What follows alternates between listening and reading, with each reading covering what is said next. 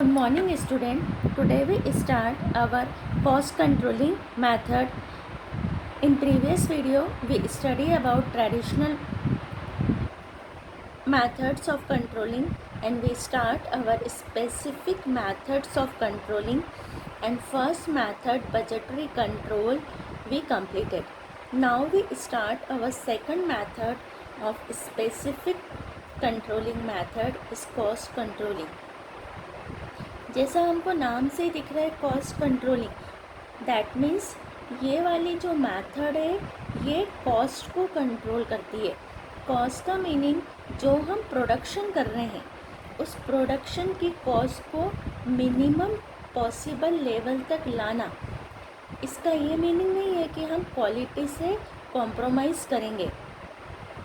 Factory में जो production हो रहा है उस प्रोडक्शन में रॉ मटेरियल, लेबर एक्सपेंसेस और जो हमारे अदर एक्सपेंसेस होते हैं, पावर, फ्यूल, इन सब एक्सपेंसेस को ऑप्टिमम यूटिलाइजेशन करना जिससे कि हमारी कॉस्ट कंट्रोल हो।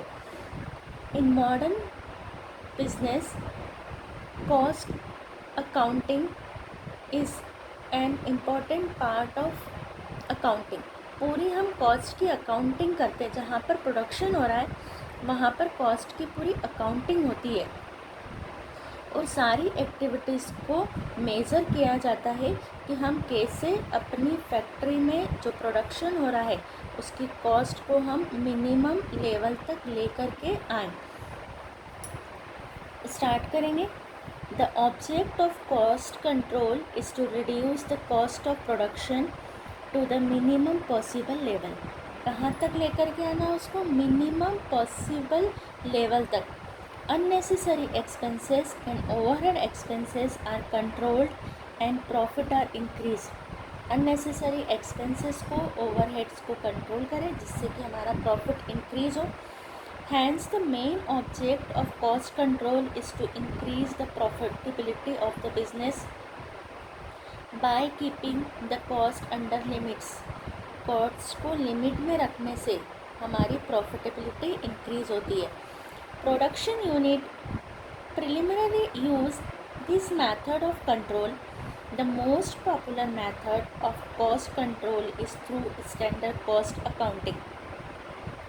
These method anticipates the standards cost of various production activities and products under the normal working condition. The steps are taken to ensure that the cost remain within these limits or targets. Steps are also taken to see if cost can be further reduced from this limit.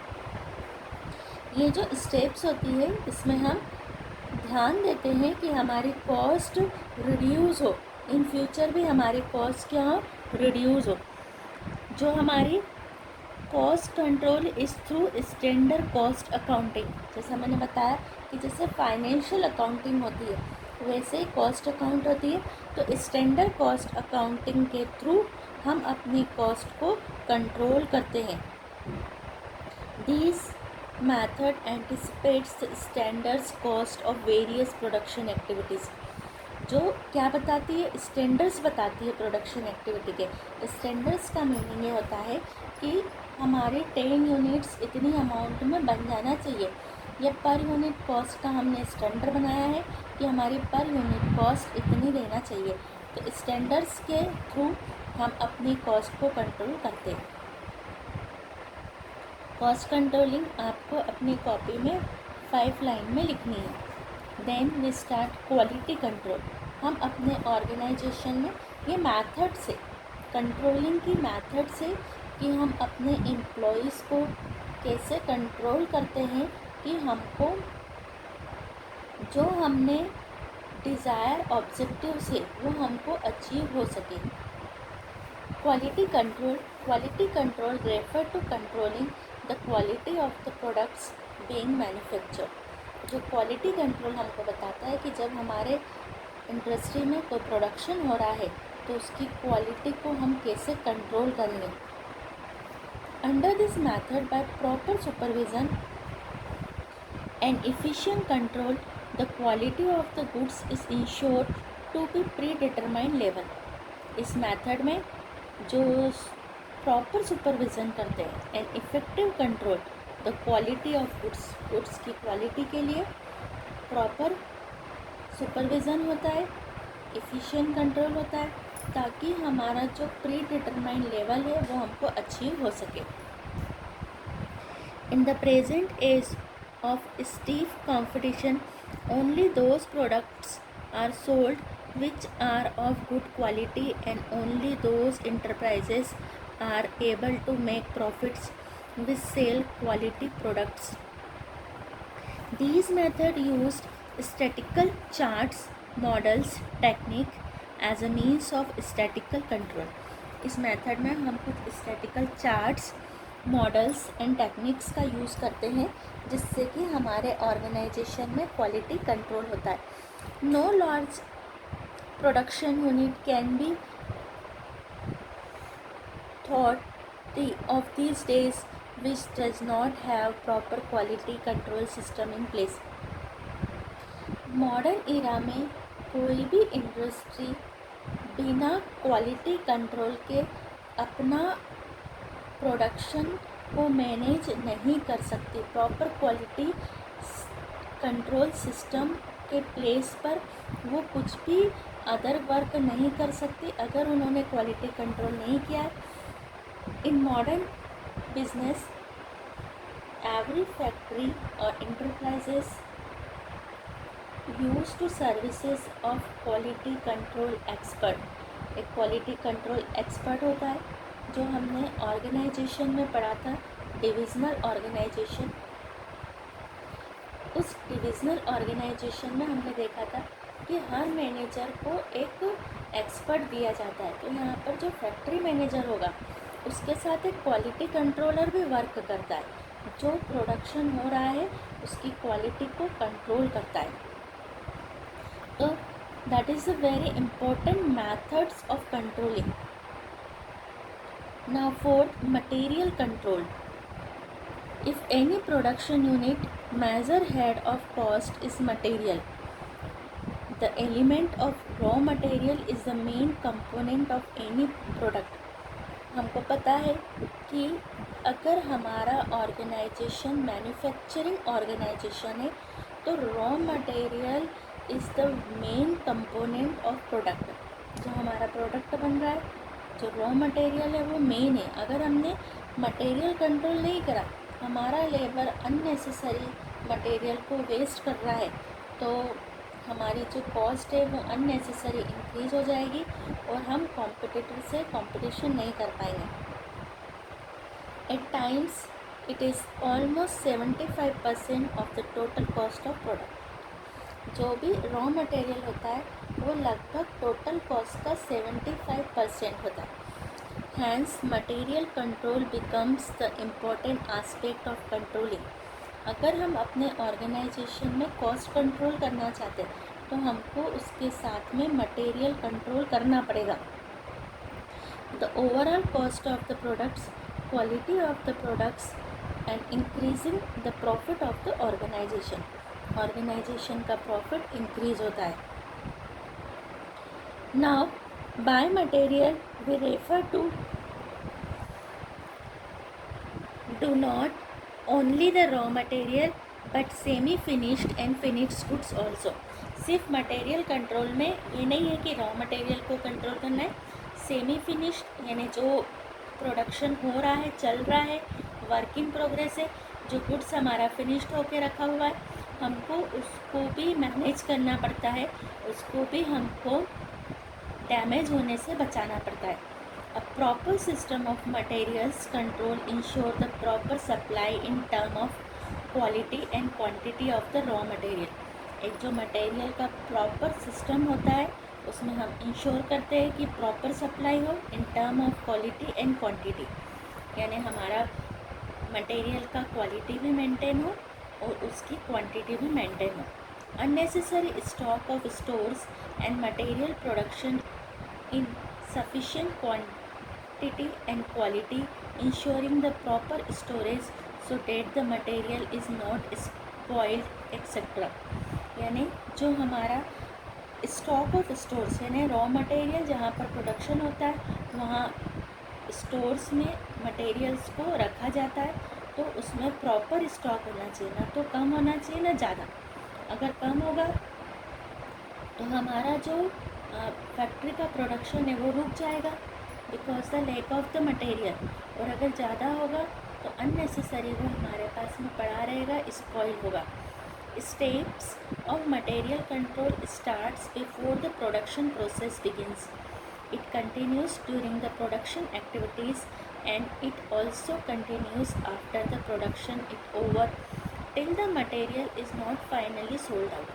हमको ये जो material control है ये हमारा कहाँ से start होता है, प्रोडक्शन एक्टिविटी से, और कंटिन्यू रहता है आफ्टर द प्रोडक्शन। प्रोडक्शन के बाद भी हमको मटेरियल को सेमी फिनिश्ड गुड्स को हमको संभाल के रखना पड़ता है, जिससे जब तक कि हमारा मटेरियल फाइनली सोल्ड आउट नहीं हो जाता है। A new branch of study has developed for training in material control, materials management. आज के समय में मटेरियल को कंट्रोल करने के लिए एक प्रॉपर ट्रेनिंग डेवलप हुई है मटेरियल कंट्रोल की, और वो जो मैनेजर्स होते हैं वो मटेरियल मैनेजर्स होते हैं, क्योंकि आज के टाइम में जो प्रोडक्शन होता है वो लार्ज स्केल पर होता है, और वहाँ पर material control is a big aspect in a factory. Now we start our production control. Production control refer to direct and managing the products of goods and services. The area of production control is so wide that is also included techniques. हम production की activities को control कर रहे हैं, इसमें वो techniques include है of quality control, cost control, material control. यानी कि क्वालिटी कंट्रोल, कॉस्ट कंट्रोल और मटेरियल कंट्रोल से मिल कर के हमारा प्रोडक्शन कंट्रोल बनता है। Production control attempt to achieve the best possible production at the minimum cost. Following two aspects are dealt in production control.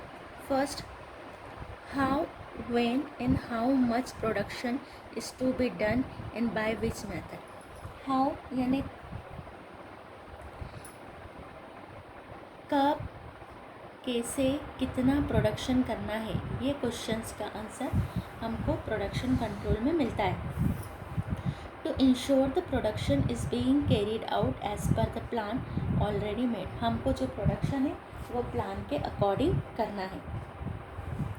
Now the 6th point, break even analysis. Break even analysis, break even point, no profit no loss, जितनी cost है उतने में ही cell हो गया, तो ये जो point होता है ये हमारा ब्रेक इवन पॉइंट है। तो हर ऑर्गेनाइजेशन में जहाँ पर बिजनेस है, ट्रेड है, मैन्युफैक्चर हो रहा है, तो हमको ब्रेक इवन पॉइंट पता होना चाहिए कि जैसे कि हमारी कॉस्ट थी 1 लाख और हमने सेल भी कर दिया 1 लाख में, नो प्रॉफिट नो लॉस की सिचुएशन हमारी ब्रेक इवन पॉइंट होता है। अगर हम इससे नीचे गए तो हमको लॉस होगा, जितना हम इस पॉइंट से ऊपर जाएंगे हमारा प्रॉफिट इंक्रीज हो जाएगा।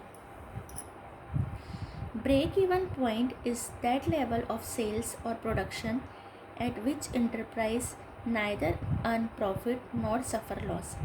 It is therefore called as the level of no profit no loss. Sale beyond this point results into profit and sales below the point means loss.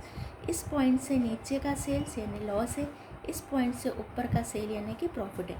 No loss no profit का point हमारा break even point होता है। Hence every organization unit, business unit attempt to calculate the break even point. हर जो हमारी production unit होती है वो break even point को अटेम्प्ट करती है, कैलकुलेट करती है। It is very effective tool for control. If the sales are below this level, proper steps must be taken to ensure that at least break even point is achieved. Then further steps are taken up to increase sales beyond this level. और हमको इससे इस level से sales को increase करना पड़ता है जिससे कि हमारा प्रॉफिट इंक्रीज़ हो। सबसे पहले तो हम ब्रेक इवन पॉइंट को अचीव करते हैं, कम से कम नो प्रॉफिट नो लॉस। फिर उसके बाद हम अपनी सेल्स को इंक्रीज़ करते हैं जिससे कि हमारा प्रॉफिट इंक्रीज़ हो। सी, अब हमने जो हमारी टेक्निक्स थी एक बार हम फिर से देखेंगे कि ये वाला हमारा टॉपिक हमने स्टार्ट करा था, टेक्निक्स और मेथड्स और system of controlling, general methods and specific method. Very IMP है, विदाउट टेक्निक और मेथड ऑफ कंट्रोलिंग आपका बोर्ड का पेपर बनता ही नहीं है। तो ये जो हमने पढ़ी है इसमें भी जो हमने स्पेसिफिक पढ़ी है ये मोस्ट आईएमपी है, कहीं ना कहीं से इनको एग्ज़ाम में पूछा जाता है। Now we start our modern techniques of controlling. कुछ मॉडर्न टेक्निक्स है हमारी कंट्रोलिंग की। Return on investment. इन्वेस्टमेंट का मीनिंग होता है शेयर होल्डर ने, बैंकर्स ने जो पैसा लगाया है उनको कितना रिटर्न मिल रहा है। Return on investment is a useful technique which provide the basic yardstick to measuring whether or not invested capital has been used effectively or generating responsible amount of return. It can be used to measure overall performance of an organization or of its individual departments. It can be calculated return on investment net income, यानी जितना हमारे पास all expenses करने के बाद जो बचा है net income divided by sales into sales total investment.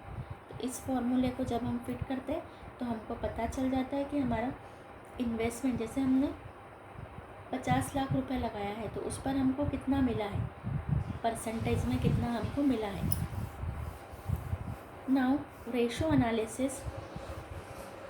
Ratio analysis it refer to analysis of financial statement through computation of ratios. The most common used ratios are, जो हमारे आज के समय में सबसे कॉमन रेशो जो यूज़ हो रहे वो है, ये आपका 12th की क्लास में आपको अकाउंट्स में चैप्टर आएगा रेशो एनालिसिस, वहाँ पर आप इसको डीपली पढ़ेंगे। Liquidity ratio, solvency ratio, profitability ratio, turnover ratio. तो क्योंकि हमको ये पूरा हमारा एक चैप्टर है जिसमें हम पूरा डिटेल में पढ़ेंगे, तो अभी आपको सिर्फ नेम लर्न करना है, liquidity ratio, solvency ratio, profitability ratio, turnover ratio, क्योंकि ये आपको पूरा डिटेल में आपको आ जाएगा और आप इजीली इसकी 3 to 4 लाइनें थ्योरी आप कर लेंगे जब हम वो चैप्टर तैयार कर लेंगे। अभी आपको सिर्फ मॉडर्न टेक्निक्स में रिटर्न ऑन इन्वेस्टमेंट की थ्योरी लिखना है 3 लाइन की, रेशो एनालिसिस में ये पूरी 2 लाइन्स लेकर के liquidity ratio, solvency ratio, profitability और turnover ratio. Management audit. Audit आप लोगों को पता है कि जो हम इंटरनल और एक्सटर्नल दोनों ऑडिट होती है। इंटरनल ऑडिट हम अपने अंदर के ही कोई एक्सपर्ट से, सीए से ऑडिट करवाते, एक्सटर्नल यानी हम बाहर से करवाते। It refer to systematic appraisal of overall performance of the management of an organization.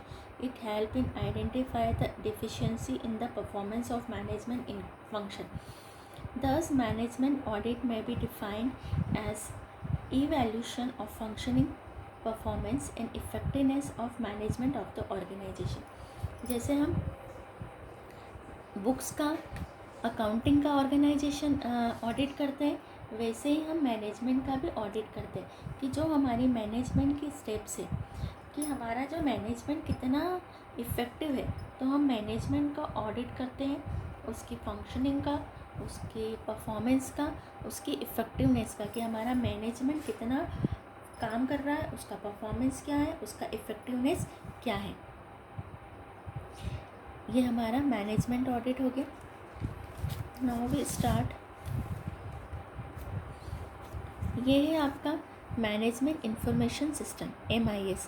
In 11th class in computer accounting में हमने जो लास्ट के चैप्टर थे वहाँ पर हमने MIS पढ़ा था, management information system. It is a computer based information system. क्या होती है? कंप्यूटर बेस्ड इंफॉर्मेशन सिस्टम होती है that provides information and supports for effective managerial decision making. ये मैनेजर को इफ़ेक्टिव डिसीज़न लेने के लिए हेल्प करती है. उसको डिसीज़न, जो मैनेजर डिसीज़न लेता है उसके पीछे कुछ इंफॉर्मेशन होती है. कोई भी मैनेजर किसी भी ऑर्गेनाइजेशन में बगैर डाटा एनालिसिस करे हुए कोई डिसीज़न नहीं लेता. तो जैसे ही कोई प्रॉब्लम आती है जिसके लिए डिसीज़न लेना है, तो मैनेजर्स को इन्फॉर्मेशन चाहिए. और कंप्यूटर बेस्ड जो इन्फॉर्मेशन सिस्टम होता है, तो ऐसा नहीं है कि वो एम्प्लॉयज़ को बुलाएगा और उसको बोलेगा कि आप इतनी सारी फाइलें मेरे पास लेके आओ, फिर उनको एनालिसिस करेगा. आज का जो कंप्यूटर सिस्टम होता है उसमें पूरा इन्फॉर्मेशन रहती है, वहाँ से वो इन्फॉर्मेशन लेके डिसीज़न लेगा. It provide the requirement information to the managers by systematically processing a massive data generated in the organization. It also serves as an important control techniques. It provides data and information to the managers at the right time so that the appropriate corrective action may be taken in case of deviation from standard. उनको immediately information मिल जाती है computer से, क्योंकि उसमें organised data होता है और उस डाटा से वो तुरंत राइट टाइम पे डिसीजन ले लेते हैं. अगर कोई उनको डेविएशन दिख रहा है, डेविएशन यानी कंट्रोलिंग में हम डेविएशन देखते हैं, अगर एक्चुअल परफॉर्मेंस और स्टैंडर्ड में कोई डेविएशन है तो वो इमीडिएटली उस डेविएशन को फिनिश कर देते हैं. तो मॉडर्न टेक्निक्स ऑफ कंट्रोलिंग में रिटर्न ऑफ इन्वेस्टमेंट करना है, आपको रेशो एनालिसिस करना है, मैनेजमेंट ऑडिट करना है और मैनेजमेंट इंफॉर्मेशन सिस्टम करना है. ये 2 लाइनें हम कट कर रहे हैं. अब हमारा यहाँ पर आया कंक्लूजन है. We can conclude by saying that no list of control techniques can be said as completed and final.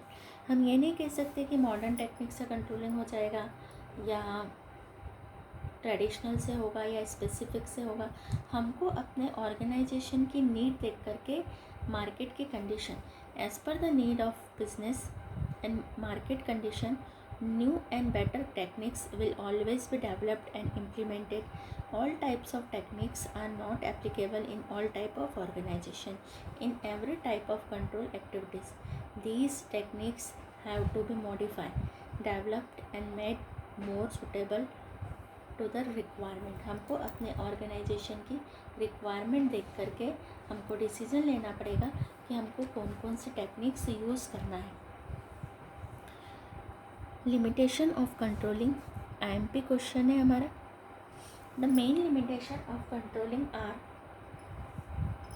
अब कंट्रोलिंग के हमने इम्पोर्टेंस देख लिया, टेक्निक्स देख ली, प्रोसेस देख. इसमें कुछ कमियां भी होती है, कुछ लिमिटेशंस भी होते हैं. Difficulty in setting qualitative standard. अब हम बार बार कंट्रोल में कह रहे हैं कि वर्क को देखो कि स्टैंडर्ड के हिसाब से हो रहा है नहीं. स्टैंडर्ड भी हमने बोला कि क्लियर होना चाहिए, क्लियर टर्म्स में होना चाहिए. तो ये प्रॉब्लम होती है कि हम स्टैंडर्ड्स को क्वालिटेटिव टर्म्स में सेट करना डिफ़िकल्ट होता है.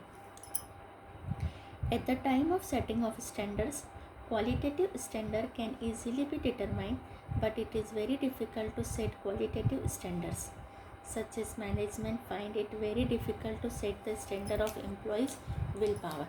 जो क्वालिटी वाले, जैसे क्वांटिटी वाले हैं कि 10 यूनिट्स बनना चाहिए, 40 यूनिट्स बनना चाहिए, तो क्वांटिटेटिव तो हम बना सकते हैं, पर क्वालिटेटिव कोई क्वालिटी है कि एम्प्लॉयज़ का विल पावर इंक्रीज़ करना है, तो उसका कोई हम बता नहीं सकते कि उसको 10 पॉइंट तक बढ़ाना है या 2 पॉइंट तक बढ़ाना है. तो qualitative standards banana is very difficult for managers.